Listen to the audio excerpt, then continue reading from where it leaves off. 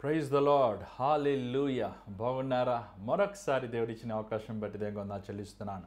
మరి ఈరోజు దేవుడు మన పట్ల ఎంతో కృపను చూపించి మనం ఆరోగ్యంగా సమాధానంగా అనేక మంది మనం ఉన్నాము. నిజముగా దేవుడు మన పట్ల విస్తారమైన ప్రేమను కలిగి ఉన్నాడు. ఈరోజు ఇంకా నువ్వు పీల్చుకున్న శ్వాసని బయటికి వదిలి మళ్ళీ పీల్చుకుంటున్నావంటే కేవలం దేవుడు నిన్ను ప్రేమిస్తున్నాడు కాబట్టి. మరి ఈరోజు ఈ కార్యక్రమంలో మిమ్మల్ని ఆహ్వానిస్తున్నాం. We welcome you all to the hour of prayer. దేవుడి కృప బట్టి మరొక దినమున దేవుడు తన వాక్యాన్ని మన మధ్య బయలుపరుస్తానికి అవకాశాన్ని ఇచ్చాడు. మరి ఈ కార్యక్రమం ఇంచుమించు పోయిన సంవత్సరం మే నెల నుంచి స్టార్ట్ చేస్తున్నాం. అనేక కార్యక్రమాలకు దేవుడు కృప చూపిస్తున్నాడు. అనేక ఆత్మీయ విషయాలు దేవుడు మనకు బయలుపరుస్తున్నాడు. కాబట్టి మీ బైబిల్ తెచ్చుకొని కార్యక్రమం చివరి వరకు పాలు పొందండి. ఈ వాక్యంలో మీరు మేలు పొందండి. చివరిసారిగా ఒక మాట మీకు చెప్పాలనుకుంటున్నాను. బైబిల్ మనం చదవకపోతే, ప్రార్థన మనం చేసుకోకపోతే మనము సాతాను శోధనలను జయించలేము. అపవాదిని జయించాలంటే మనకు కావాల్సిన ఆత్మీయ ఆహారము దేవుని వాక్యం మనం చదవాలి, వినాలి, దాని ప్రకారం జీవించాలి. మరి కార్యక్రమం వెళ్ళకముందు చిన్న ప్రార్థన. పరిశుద్ధమైన తండ్రి దయగల ప్రభువా, మరొకసారి నేను ఈరోజు నీ బిడ్డలతో కలిసి ప్రార్థిస్తానికి ఏకీపిస్తానికి ఇచ్చిన అవకాశం బట్టి వందనములు. మమ్మల్ని నీ సులువు చోట మరుగుపరుచునైనా ఈ సమయంలో నైనా నువ్వు మహిమ వచ్చబడు. నీ మాటలు నా నోట్లో ఉంచి నీవు సకల మహిమ ఘనత పొందమని యేసు నామములో అడుగుచున్నాం తండ్రి, ఆమేన్. మరి ఈరోజు గలాతీయులకు రాసిన పత్రిక 6వ అధ్యాయము మనము కొన్ని విషయాలు మనం ధ్యానిద్దాము. ఈ గలాతీ సంఘానికి పౌలు గారు చివరి భాగం ఏమి రాశారో మనం చూద్దాము. దయచేసి బైబిల్ ఉన్నవారు గలాతీయులకు రాసిన పత్రిక 6వ అధ్యాయం మొదటి నుంచి కొన్ని వచనాలు మనం చదువుదామండి.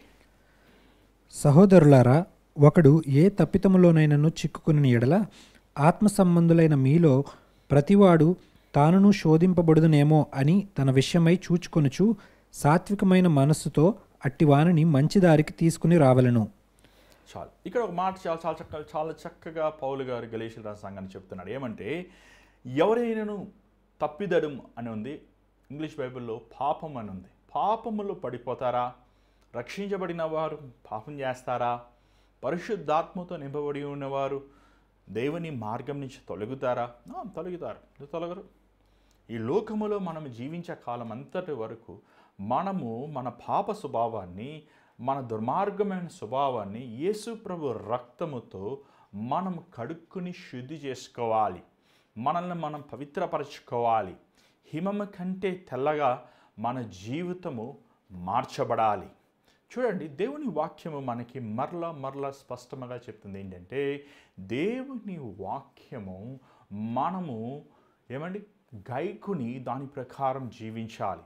ఈరోజు అనేక మంది విశ్వాసులు, అనేక మంది రక్షించబడిన వారు, అనేక మంది ప్రభువుల్లో పాలు పొందేవారు పాపములో తొలగిపోతున్నారు. దేవుని మార్గమును వదిలిపెట్టి వారు నశించిపోతున్నారు. ఒక సంఘముగా దేవుడు మనల్ని ఎందుకు చేశాడంటే, సంఘములో ఉన్న విశ్వాసులు, సంఘములో ఉన్న పెద్దలు, సంఘములో ఉన్న కాపరి, సంఘములో ఉన్న నాయకులు గొర్రెలను గమనించుకుంటూ వారికి మనం సాత్వికంగా, ద స్పిరిట్ ఆఫ్ జెంటిల్నెస్, సహనం, సాత్వికము అనేది పరిశుద్ధాత్ముడు ఇచ్చే ఫలముల్లో ఒక ఫలము.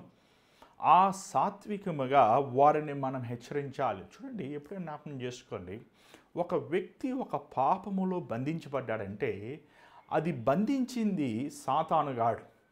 అది పాపం అన్నప్పుడు కామమై ఉండొచ్చు, లేకపోతే తాగుడై ఉండొచ్చు, లేకపోతే అది ఏమైనా సరే దేవుని నుంచి వచ్చింది కాదు. అది దాని వెనకాల ఒక సాతానుగాడి ప్రభావం ఉంటుంది. అనేక సార్లు దేవుడు అనుమతించని సేవకులు, దేవుడు అభిషేకం ఇవ్వని సేవకులు, లేకపోతే దేవుడు వారిని పంపబడని వారి సేవకులు వెళ్ళి అలాంటి వారి కోసం ప్రార్థిస్తున్నప్పుడు ఆ శోధన ఆ సేవకుడి మీద, తన కుటుంబం మీద, తన జీవితం మీద ఆ ప్రభావం ఉండటం అనేది మనం గమనిస్తున్నాము. చూడండి, ఇక్కడ దేవుడు అంటున్నాడు, అలాంటి వారిని మీరు చూసినప్పుడు మీరు సహనముతో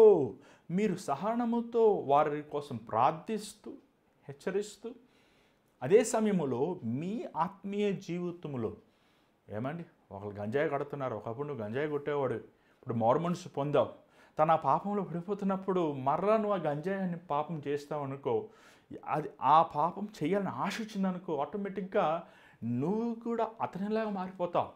ఎందుకంటే ఆ సాతాను ఒక దురాత్మ ఒక వ్యక్తిని విడిచిపెట్టి వెళ్ళినప్పుడు మరలా ఆ వ్యక్తిని పట్టుకోవాలని తిరిగి వచ్చి చూస్తున్నప్పుడు అది శుభ్రంగా ఉండటం చూసి ఇంకొక 7 దయ్యాలు తీసుకొస్తాం మనం చూడగలుగుతున్నాం. కాబట్టి మనం ఇతరులని హెచ్చరించినప్పుడు ఇతరుల కోసం దురాత్మలు పెట్టిన వారిని, లేకపోతే సాతానుతో నింపబడిన వారిని, లేకపోతే అపవాది కార్యాలతో వారు నింపబడిన వారి కోసం మనం ప్రార్థిస్తున్నప్పుడు ఆ దురాత్మలు మనల్ని ముట్టకుండా మన చుట్టూ మన కుటుంబం చుట్టూ కంచెని వేసుకోవాలి. అంత మాత్రము కాదు, ఏమంటే పౌలు గారు ఏమంటున్నారో చూడండి, 2వ వచనం చూసినట్లయితే చదవండి, 2:3 చదవండి కొంచెం దయచేసి. ఒకని భారములనొకడు భరించి ఇలాగు క్రీస్తు నియమమును పూర్తిగా నెరవేర్చుడి. ఎవడైనను వట్టివాడయుండి తాను ఎన్నికైన వాడనని ఎంచుకుని ఎడల తన్ను తానే మోసపరుచుకొనును. చదవండి. ప్రతివాడును తాను చేయు పనిని పరీక్షించి చూచుకొనవలెను. అప్పుడు ఇతరును బట్టి కాక తనను బట్టియే అతనికి అతిశయము కలుగును. చాలు. ఇక్కడ ఒక చాలా చక్కని మాట పౌలు గారు చెప్తున్నారు. మొదటగా ఏమంటున్నారంటే ఎవరు భారములు వారు మోసుకోవాలి అంటే ఏంటి? ఈరోజు చాలామంది మీరు ప్రార్థన కోరుతున్నారు, చాలా సంతోషం, నేను మీకోసం ప్రార్థన చేసి సిద్ధంగా ఉన్నాను. నేను ఎప్పుడు ఏంటండి మీరు ప్రార్థన అడుగుతున్నారు, ప్రతిసారి తీసుకుంటలేదు, అదే సమయంలో మీరు కానుకలు పంపించకపోయినా నేను దేవునికి భయపడి మీకోసం ప్రార్థన చేస్తాను, సంతోషం, ప్రాబ్లం లేదు. కానీ 20 సంవత్సరాలుగా క్రైస్తవులు, 30 సంవత్సరాలుగా క్రైస్తవులు దేవునితో ప్రేమను ఎరిగి, దేవుని కృపను ఎరిగి, దేవునిలో ఉన్న మాధుర్యం గ్రహించుకుని మీరు మీ భారములు మోస్తానికి ఇష్టపడలేక ఇంకను పసిపిల్లల వలె ఇతరుల మీద ఆధారపడుతున్నారు. చూడండి, ఎవరి భారం వారు మోసుకోవాలి. పౌలు గారు చెప్పింది అది. మనం ఒకరి భారాలు మోస్తాం ఖచ్చితంగా, కానీ మీరు ఆ సెంటెన్స్ ఫుల్గా చదివారండి, 5వ వచనం చూసినట్లయితే కూడా ఎవరు భారములు వారు మోయాలి. చూడండి, మనం అనేక సార్లు మనము పల్లెటూరులో వెళ్తున్నప్పుడు నేను చాలాసార్లు చూస్తుంటాను, అయ్యా కొంచెం మూట ఎత్తి పెట్టాయా అని, సహాయం పెట్టాయా అంటుంటారు. సహాయం ఎత్తి పెడతాం, కానీ నీ భారమును మోసుకుని యేసు ప్రభు సిలువ దగ్గర దింపాల్సిందే కానీ నీ భారాలు ఏ దేవుని సేవకుడు మోయాడు. దానికి కారణం ఏంటంటే నీ పాప వ్యసనములు, నీ దుర్మార్గములు, నీ చెడు కార్యముల కోసము కలువరి సిలువలో యేసు ప్రభు ప్రాయశ్చిత్త అయ్యాడు. కాబట్టి మనము ఒకరి భారాల కోసం మనం ప్రార్థిస్తాం, కానీ ఎవరి భారము మోసుకొని యేసు దగ్గరికి వెళ్ళాలి. అంత మాత్రమే కాదు, అదను మన గలిలయ సంఘములో ఏంటంటే సమస్య, గలతీల సంఘములో ఏంటంటే సమస్య, వారు ఏమంటే ఎదుటివారికంటే పక్కవారికంటే గనులు అని ఎంచుకుంటున్నారు. నేను ఎదుటివాడికంటే బాగా ప్రార్థిస్తాను, నేను పక్కవాడికంటే మంచిగా ప్రసంగిస్తాను, వారికంటే ఎక్కువ నేను పాటలు పాడతాను అని మనము ఇతరులను చూసుకుని వారిని అధికముగా హెచ్చించుకుంటున్నారు. పౌలు అన్న, అయ్యా నువ్వు పోల్చుకోవాల్సింది పక్కవాడితో కాదు, ఎదుటి వ్యక్తితో కాదు, ఆ దేవుని సేవకుతో కాదు, లేకపోతే ఆ వ్యక్తితో కాదు, నువ్వు పోల్చుకోవాల్సింది క్రీస్తుతో. నీ విశ్వాసము, నీ ప్రార్థన, నీ పరిశుద్ధత, నీ యథార్థత, నీలో ఉన్న సత్యము యేసు వలె ఉండాలి, యేసు పౌలు జీవించాలి. చూడండి, ఈరోజు ఈ హైదరాబాద్ లాంటి పట్టణాల్లో ఒక సంఘం తర్వాత ఇంకొక సంఘం పోటీ పడుతుంటారు. ఒక టీవీ పాస్టర్ గారు ఇంకో టీవీ పాస్టర్ గారు పోటీ పడుతుంటారు. ఒక యూట్యూబ్లో వాక్యం చెప్పిన పాస్టర్ గారు ఇంకొక యూట్యూబ్కి పోటీ పడుతుంటారు. చూడండి, మొన్న 40 దినాలు ఉపవాస కూడికలను పెట్టారు, చాలా సంతోషం వేసింది నాకు.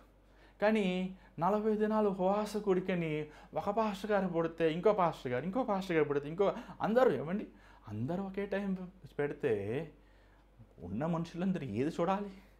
అంటే ఏంటి లేదు వీళ్ళలో ఏక మనసు లేదు, ఆ మనుషులు నన్నే చూడాలి, నా వాక్యమే వినాలి, నేనే కరెక్టు. ఇది ఏం ఆత్మ అండి? ఇది 100% దురాత్మ. కొంతమంది తెలివైన వాళ్ళు 7 గంటలకు పెడితే మేము 5 గంటలకు పెడతాం.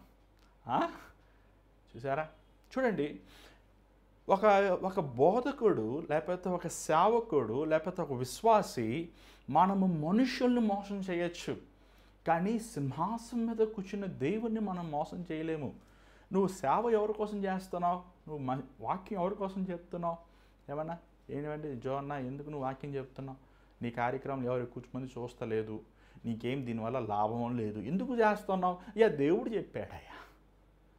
అది ఒక్కడైనా ఇద్దరైనా ముగ్గురైనా ప్రభువు చెప్పాడయ్యా.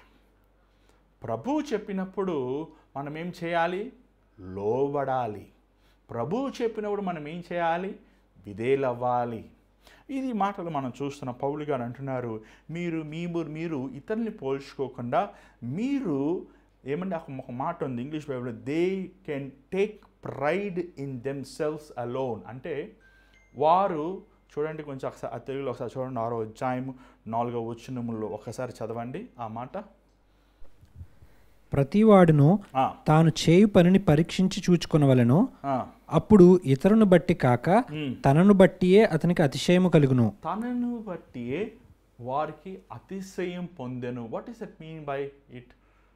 అతిశయం అసలు బైబిల్ సారంగా అతిశయం మనం పొందకూడదు, కానీ దాని సారం ఏంటంటే మరి మనం దాని ప్రైడ్ అనే దాంట్లో గ్రీకు భాషలో వాడిన పదము మన ఇంగ్లీష్ వాడలు లేకపోతే తెలుగులో అతిశయము పదముకి చాలా వ్యత్యాసం ఉంది. ఎందుకంటే ట్రాన్స్లేషన్స్లో ఒక్కొక్క లాంగ్వేజ్లో అధికమైన పదాలు ఉంటాయి, ఒక భాషలో తక్కువైన పదాలు ఉంటాయి.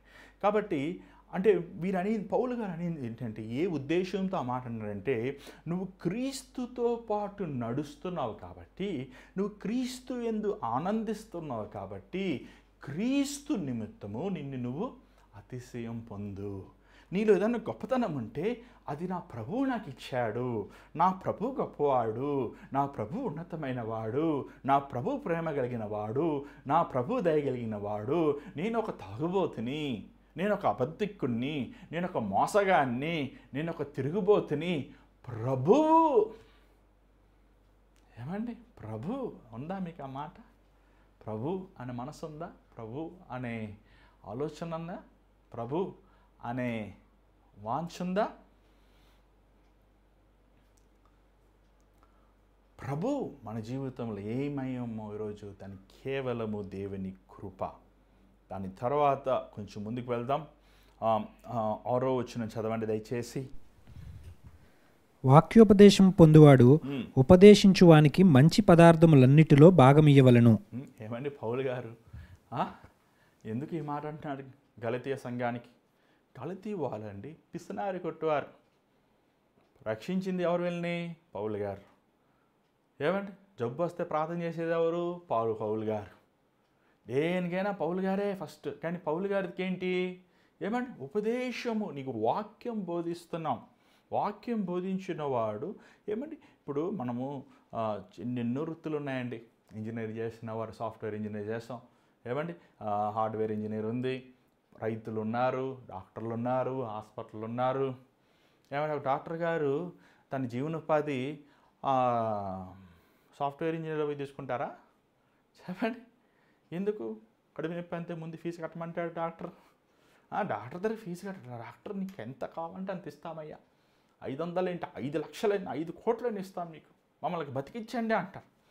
కానీ అదే ఒక పాస్టర్ గారు ప్రార్థన చేశారనుకోండి, 5 రూపాయలు సహా మర్చిపోతారు. మరలా ప్రాబ్లం ఎప్పుడు వస్తుందో అప్పుడు మళ్ళీ జ్ఞాపకం చేసుకుంటే. చూడండి, వాక్యం ఉపదేశించేవారు ఈరోజు సేవకులు లేరండి. మీకు అర్థం కావట్లేదు. సేవకులు సంపూర్ణంగా 100% full time ministry pastors. UK యుఎస్లో దేశం అది ఎప్పుడూ అయిపోయింది. ఈ భారతదేశంలో కూడా 80% కూడా చెప్పచ్చు అనమాట. 80% సేవకులు ఏదో ఒక వ్యాపారంలో ఉన్నారండి. మరి బయటకు కనబడదు, కానీ మీరు వాళ్ళ పేర్లు గూగుల్లో కొడితే తెలిసిపోతాయి. వాళ్ళు ఎన్ని కంపెనీలు ఉన్నాయో, వాళ్ళకి ఎన్ని ఏమన్నా షేర్స్ ఉన్నాయో, ఏమి ట్రస్ట్లు ఉన్నాయో, మనీ జనరేటింగ్ చేసే ఉన్నాయో, అది ఎన్ని కాకుండా 24/7 దేవుని సేవ, ఆ కానుకల డబ్బులతో జీవించే వాళ్ళు అసలు నాకు తెలిసి చాలా కొద్దిమంది ఉన్నారు. ఖచ్చితంగా ఉన్నారు. త్యాగపూర్వకమైన సేవకులు.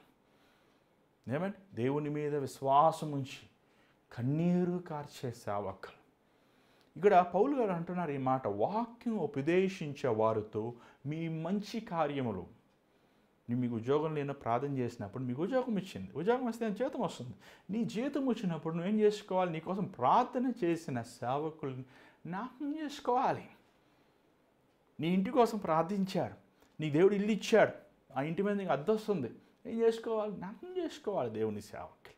దేవుని సేవకులను జ్ఞాపకం చేసుకునేవారు దేవుని సేవకుల విషయములో ఏమని గుప్పులు నిప్పిన వారు దీవించబడతారండి. There is no doubt about that.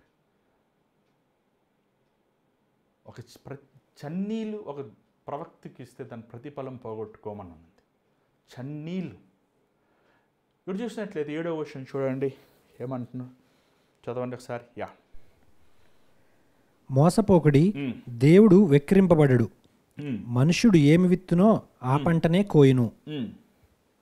ఎలాగనగా తన శరీరేచ్ఛలను బట్టి విత్తువాడు తన శరీరము నుండి క్షయమగు పంటను కోయును.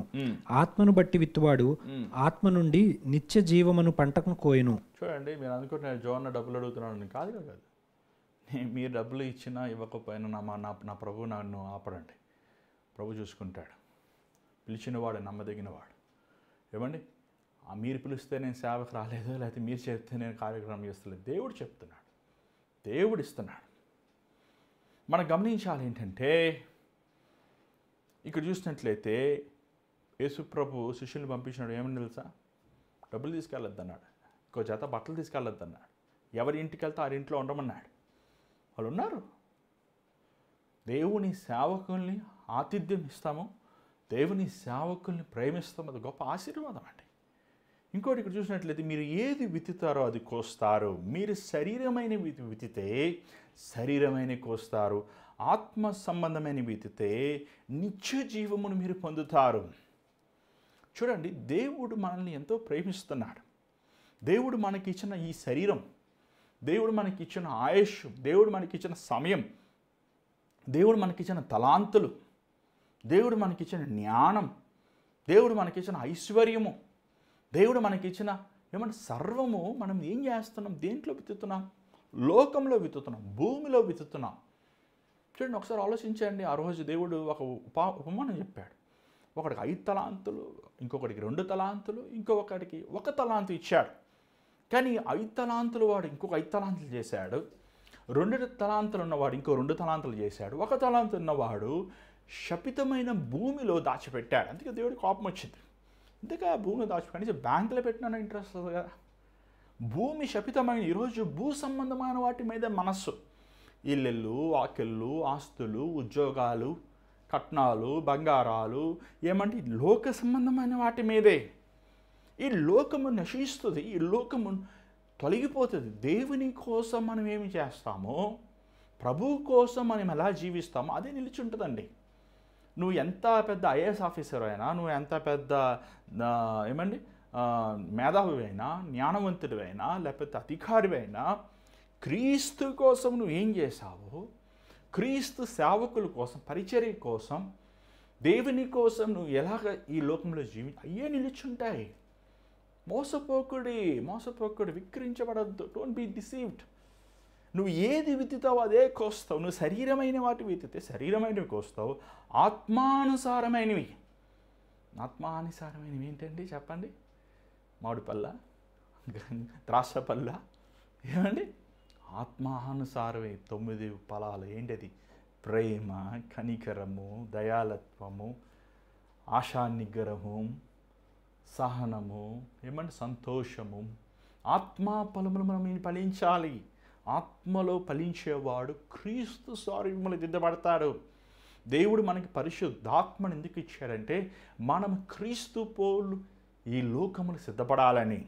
ఇక్కడ మనం చూసినట్లయితే ఏమండి, ఆత్మానుసారమైన వాడు, ఈ దేహము, ఈ మట్టైన శరీరం భూమికి వెళ్ళిపోయినప్పుడు క్రీస్తులో ఎలాగ ఒక విత్తనము చనిపోయి అది ఒక పునరుద్ధానమేగా మరలా ఒక చెట్టుగా మొలుస్తుందో, ఈ మట్టైన శరీరం చనిపోయి మహిమైన శరీరంతో మనము తిరిగి లేచబడతాం. ఒకరి ఎంత ఆత్మీయమైన విషయాలు చెప్తున్నారండి. ఆత్మీయమైన విషయాలు వినటానికి మీకు ఇష్టంగా ఉందా? లేకపోతే నిద్ర వస్తుందా? చూడండి 6-9 వచనం చదవండి, 9-10 చదవండి దయచేసి.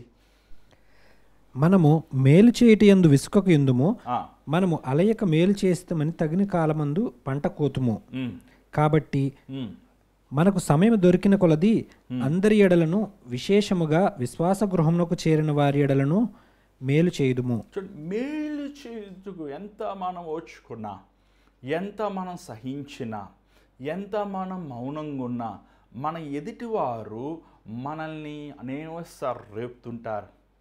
అనవసరమైన పుకార్లు, అనవసరమైన మాటలు, అనవసరమైన నిందలు, ఏమండి శపితమైన మాటలు మనల్ని కృంగపరిచేస్తుంటారు. చూడండి దేవుని బిడ్డలారా, జాగ్రత్తగా వినండి. మనము మేలు చేస్తాం మానవద్దు. మనము ఓర్చుకుంటున్నాం. వారిని మనం కొట్టినా, తిట్టినా, అవమానపరిచినా మన వారికి ప్రేమను చూపిస్తున్నాం. ఎందుకంటే మనము దేవుని బిడ్డలమే కాబట్టి, మనం దేవుని వాక్యం వెలుగులో నడిచేవారం కాబట్టి, మన యజమానుడైన ప్రభువు ఏం సెలవిస్తాడో దానిని మనం వినేవాళ్ళం కాబట్టి, మనం మేలు చేయాలి. మేలు చేస్తానికి మనం ఏమంటే మనము కృంగిపోవద్దు, వేసారిపోవద్దు. నా జీవితంలో ఎంతోమందికి మేలు చేశానండి, ఎంతోమందికి బ్యాక్ ఫైర్ అంటారు కదా. మేలు చేసిన వారు తిరగబడతాం, మేలు చేసిన వారు కృతజ్ఞత లేకపోతాం. నేను చాలాసార్లు అంటాను, అయ్యా నా కోసం చాలామంది నన్ను ప్రార్థన అడుగుతుంటారండి. ఉద్యోగాలు లేవండి, ప్రార్థన. ఉద్యోగాలు మట్టికి పెట్టుకొని ప్రార్థన చేస్తే మళ్ళీ వాళ్ళు చెప్తారు, అన్న మీరు ప్రార్థన చేస్తే దేవుడు ఉద్యోగం ఇచ్చి. వాళ్ళందరూ కనీసం వారు కానుకలు పంపిస్తే కూడా చాలు, ఏమండి బెంచ్ కారు కొనుక్కోవచ్చు. కానీ ఉదాహరణ చెప్తున్నా, కానీ ఎప్పుడు అలా ఆశించలేదు. ఎప్పుడు వారిని ఏమండి మీ కానుక పంపించని అడగలేదు. ఎప్పుడు వారి చేతుల వైపు చూడలేదు. కానీ ప్రార్థించినప్పుడు మనస్ఫూర్తిగా దేవుని సన్నిధిలో ప్రార్థించానండి. ఏమండి నన్ను ఎందుకు మనం మంచి చేసినప్పటికీ మనుషులు ఏమండి చాలామందిని చూశాను, పిల్లలు లేకపోతే పిల్లలు పుడితే, ఉద్యోగం లేకపోతే ఉద్యోగం దేవుడిస్తే, ఏమండి వారు తిరిగి మరలా నన్ను దూషిస్తాం, మరలా నన్ను అపాసిస్తాం. నాకు చాలా కోపం ఎక్కువ వచ్చేసి, ముఖ్యమైన కోపం షార్ట్ టెంపర్. ప్రభా చూడు ప్రభా వాడి సంగతి తేల్చే నాయన, వాడిని తేల్చే ప్రభా, నువ్వు అసలు ఊరుకోవద్దు నాయన. ఏమండి మనసులో ప్రార్థన చేసుకుంటా, చూడు ప్రభు ఇంత ఇదిగా నాతో నన్ను మాట్లాడుతున్నాడు, ఇంత హీనంగా నన్ను చూస్తున్నాడు, ఇంత హీనంగా నన్ను అవమానపరుస్తుంది, నేను చేయలేని దాన్ని నన్ను ఇది చేస్తాను, చూడు ప్రభు అసలు అనుకుంటా. 2వ రోజు 3వ రోజు అదే వారం మళ్ళీ ఫోన్ చేస్తారు, అన్నా రా అన్న. ఏమండి మళ్ళా వాళ్ళ ఇంటికి వెళ్ళి ఏడ్చి ప్రభా నన్ను క్షమించయ్యా, నేనన్నానయ్యా వెళ్ళి చంపద్దయ్యా, బతికించయ్యా చెప్పండి. చూడండి ఏమంతా మరి మనుషుడిని కాదు, నేను దేవుణ్ణేం కాదు, నేను పౌలు గారు అంత సహనం నాకు ఎక్కడ ఉంది, ఓర్పు ఎక్కడ ఉంది, చాలా తక్కువ సహనం నేర్చుకుంటున్నాను నేను కూడా. ఏం చేయాలి? ఏమంటే కోపం వస్తే వెంటనే టక్కనే చేస్తున్నాను. ఏమండి కానీ దేవుడు మారుస్తున్నాడు. అరే ఆ రోజు కంగారు వెళ్ళాక అన్నానే, ప్రభా నన్ను క్షమించయ్యా, నేనే తప్పు చేశాను నాయన, నేనే తప్పు చేశాను, అలా ఉండకూడదయ్యా అని ఎన్నిసార్లు దేవుని సన్నిధిలో ఏమండి ఏడ్చినట్టుంది. అందుకే మనకు సహనం ఉండాలి, నేర్చుకుంటున్నాం. మన ప్రభు సన్నిధిలో దేవునితో నడుస్తున్నప్పుడు మన గుణంలో మార్పు రావాలండి. అది ఒకే రోజు రాదు. ఎట్లా అవుతావు ఒకే రోజు? నీకు పుట్టిన పసిపిల్లోడు 6 అడుగులు ఎలాగైపోతారు ఒకే రోజున? అంచులుగా ఏమంటే తన ఆత్మీయ ఆహారం తింటూ తను అనుదినము క్రీస్తుతో నడిచినప్పుడు నువ్వు క్రీస్తు సారూప్యంలో దిద్దపడతావు. వన్స్ యువర్ కంప్లీట్ క్రీస్తులో నువ్వు సంపూర్ణమైపోయినప్పుడు పరలోకంకి వెళ్ళిపోతావు. చూసారు పౌలు గారు ఈ మాటలు చెప్తే ప్రతి అవకాశాన్ని ఉపయోగించుకోండి, మీ విశ్వాసులతో కుటుంబంలో సమాధానంగా ఉండండి చెప్పుకుంటూ మనం కొంచెం ముందుకు వెళ్ళిపోదాం, సమయం అయిపోతుంది. 14వ వచనం చదవండి దయచేసి. యా అయితే మన ప్రభు అయిన యేసుక్రీస్తు సిలువ యందు తప్ప మరి దేని యందును అతిశయించుట నాకు దూరమవునుగాక. దాని వలన నాకు లోకమునకు నేనును సిలువ వేయబడి ఉన్నాము. పౌలు ఎంత దేవుని చేతుల్లో నలగొట్టబడ్డాడో, విర్రకొట్టబడ్డాడో మనం చూసినట్లయితే, ఈవెన్ యేసుప్రభు శిష్యులు కూడా వారు యేసుతో ఉన్నప్పటికీ వారు అంతగా నలగొట్టబడలేదు. కానీ పౌలు జీవితంలో మనము ఒక రాడికల్ అయిన ఒక నాస్తికుడు, ఏమంటారు మత వైరాగ్యం కలిగిన వాడు. కానీ ఎప్పుడైతే ప్రభువుని చూశాడో, ప్రభు గాయములు తను చూశాడు, తన జీవితంలో ఒక గొప్ప మార్పు కలిగింది. పౌలు రక్షించబడినప్పుడు తను ఏమన్నాడు తెలుసా? నేను యేసుప్రభు శిష్యుల్లో ఒక శిష్యునయ్యా, అక్కడ కనబడ్డాడు యేసుప్రభు అన్నాడు. దాని తర్వాత నేను అపోస్తుల్లో ఒక అపోస్తున్నయ్యా అంటాడు. దాని తర్వాత ఏమండి విశ్వాసంలోనే ఒక మంచి విశ్వాసం బైబిల్లో ఉన్నాయి. ఎన్ని నాకు సమయం లేదు, మీరు ధ్యానించవచ్చు, మీరు బైబిల్ స్టడీ చేసుకోవచ్చు. ఏమంటే దాని తర్వాత అంటాడు ఇంకా ఇంకా ఇంకా కొన్ని దినాల్లో తన తలకాయ తీసేపోతా, అయ్యా ప్రధాన పాపుల్లో నేను ఒక పాపినయ్యా. ఏంటయ్యా ఈ మార్పు? ఎవడన్నా పెద్దోడైపోతుంటే బిషప్ పోప్ అయిపోవాలి, కానీ నువ్వేంటి పాపి అయిపోతున్నావు, అది కూడా చీఫ్ పాపి నేనేనంటాను. ఏంటి మార్పు? ఏమండి యేసుతో నడిచేది ఆయన పెద్దోడైపోతాడు, మనం చిన్నోళ్ళం అయిపోతుంటాం. ఏమండి ఆయన గొప్పతనం ఎక్కువ కనబడినప్పుడు అసలు మనమంతా ఒక లెక్కారాబాబు అనుకుంటాం. పౌలు గారు అంటున్నాడు, ఏమన్నా నేను అతిశయం పొందాలంటే, నేను గర్వించాలంటే, నేను గమాలీయుడి పాదాలు చదివాను, నేను సద్దుకయ్య నాయకుడిని, నేను ఆ చేశాను ఈ చేశాను అంటలేదు. ఇప్పుడేం అంటలేదు. నేను అతిశయించాలంటే, నేను గర్వించాలంటే, ఇన్ని సంవత్సరాలు క్రీస్తు కోసం శ్రమ పొందినందుకు నేను ఇంత సేవ చేసుకున్నా అని చెప్తలేదు. ఏమంటున్నాడు? నా గర్వము నా అతిశయము ఒకటేయా. ఏంటది? యేసుని సిలువలో వేలాడుతున్న యేసుని చూసాయ్యా. సిలువలో వేలాడుతున్న యేసుని చూసి ఏముంది నీకు? ఆయన చేతుల్లో కత్తులు లేవు, బాణాలు లేవు, కిరీటాలు లేవు. ఆయన చేతుల్లో ఏమంటే ఉంగరాలు లేవు, గుర్రం రథాలు లేవు, బ్యానర్లు లేవు, భటులు లేరు, సైనికులు లేరు. ఏందయ్యా యేసుని చూసి నేను గర్విస్తాను అంటానికి ఏముంది యేసులో? లోకస్తులకు అర్థం కాదు. ఆయన అన్నాడు, మా దేవుళ్ళకి అన్నీ ఉన్నారండి, కత్తులు కట్టాలని, మీ దేవుడికి ఏమీ లేవంటాడు. అదేంటండి బట్టలు ఇప్పుకొని ఆయి బాబా అని చచ్చిపోయేలాగా దిగంబడుకున్నాడు. అదేంటండి? ఆయన చనిపోయేది నీ కోసం నా కోసమేనండి. మనం చేసిన దుర్మార్గము, మనం చేసిన భ్రష్ట కార్యాలు, మనం చేసిన పాప వ్యసనముల కోసం ఆయన మరణిస్తున్నాడు. ఆయనలో పాపం లేదండి అసలు. ఆయన ఎంత పవిత్రుడంటే ఆయన తొక్కిన మట్టి కూడా మనం ముట్టుకోలేము, అంత పరిశుద్ధుడు ఆయన. కానీ ఆయన మన కోసము బహుఘోరమైన విధముగా, బహు మూర్ఖమైన విధముగా మన కోసము కలవరి సెలువులో ఆయన కొట్టబడ్డాడు. ఇదిగో నేను నిన్ను ప్రేమిస్తున్నానని మనము నిత్యమైన నరకము నుంచి ఆయన తప్పించాడు. అందుకే పౌలు అన్నాడు, నేను సిలువలో వేలాడుతున్న యేసు నిమిత్తము నేను అతిశయిస్తున్నానయ్యా అంటూ ఏమన్నాడంటే, లోకానికి నేను లోకానికి సిలువైబడ్డాను. చాలా చాలా చాలా ఇంపార్టెంట్ పాయింట్. యేసుప్రభు ఏమన్నాడు? ఎవడైనా నన్ను వెంబడించుకొని ఇలా తన్ను తాను ఉపేక్షించుకొని సిలువెత్తుకొని అనుదినం నడవాలి. ఈరోజు మనుషులకు సిలువ అంటే ఇష్టం లేదు. సిలువలో వేలాడిన వాడు, సిలువ వేయబడిన వాడు సినిమాలకు వెళ్ళలేడు, ఉద్యోగానికి వెళ్ళలేడు, షాపింగ్ మాల్కి వెళ్ళలేడు, ఇష్టం వచ్చినట్లు మాట్లాడలేడు. నువ్వు లోకానికి సిలువ వేయబడ్డావు. లోకము నీకు ఏమండి లేదు, ఇంక సంబంధం లేదు నీకు. నువ్వు క్రీస్తు కోసం లోకానుసారంగా నువ్వు చనిపోయిన వాడివి. నువ్వు లోకానుసారం చనిపోయిన వాడివైతే నువ్వు ఎలాగో ఒక అబ్బాయిని ప్రేమిస్తావు, ఒక అమ్మాయిని ప్రేమిస్తావు. నువ్వు లోకానుసారంగా చనిపోయిన వాడివైతే నువ్వు ఎలాగా పాపకార్యాలు చేయగలుగుతావు? నువ్వు లోకానుసారం చనిపోయినవాడు, సిలువ వేయబడినవాడు సిగరెట్ తాగలడా? సిలువ వేయబడిన సారాయి తాగలడా? సిలువ వేయబడినవాడు తనకి ఇష్టమైనట్లు చూడలకు వెళ్ళగలడా? సినిమాలు చూడగలడా? పౌలు అన్నాడు, నేను సిలువ వేయబడ్డానయ్యా, నేను క్రీస్తుతో పాటు సిలువ వేయబడ్డాను. నా క్రీస్తు ఎక్కడ ఉంటాడో నేను అక్కడ ఉంటాను. ఈరోజు ప్రభువు ఇలాంటి వారి కోసం వెతుకుతున్నాడండి. ప్రభు లోకమును కొంతకాలం సోమవారం శనివారం ఏమండి ఈరోజు చాలాసార్లు మనం ఏం చేస్తాం, ఆదివారం వెళ్ళిన ఓ ప్రభువా నేను పాపిని హల్లెలూయా అన్నట్టు పాటలు పాడేసి చేతులు ఎత్తేసి వీలుంటే కాళ్ళు గంతులు వేసేసి ఇంటికి వచ్చేస్తాం. మళ్ళీ సోమవారం నుంచి శనివారం వరకు ఏం చేస్తాం? ఇంక ఇష్టం వచ్చినట్లు మళ్ళీ ఆదివారం వెళ్తాం. ఎందుకు మళ్ళీ? లేకపోతే మనసంతా ఉండదు మనకి. వెళ్ళాలి మళ్ళీ ప్రభువా ప్రార్థన చేస్తాం, మళ్ళీ సోమవారం మళ్ళీ. ఎంతకాలం ఈ బ్రతుకు? ఎంతకాలం? సోమవారం నుంచి శనివారం వరకు నువ్వు చేసే పనులన్నీ దేవునికి ఇష్టం లేదు. మళ్ళీ ఆదివారం వెళ్ళి హల్లెలూయా అని పాట పాడటం వల్ల నీకు ఏమొస్తుంది?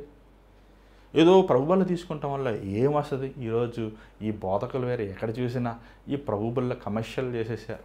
ప్రభుబల్ల ఆరాధన వచ్చేసేయండి త్వరగా, ఇది తీసేసుకుంటే ఇదేమన్నా అమృతమైంది ఏమన్నా తాగితే మనకేమన్నా స్వర్గం ఏమన్నా వస్తుందా?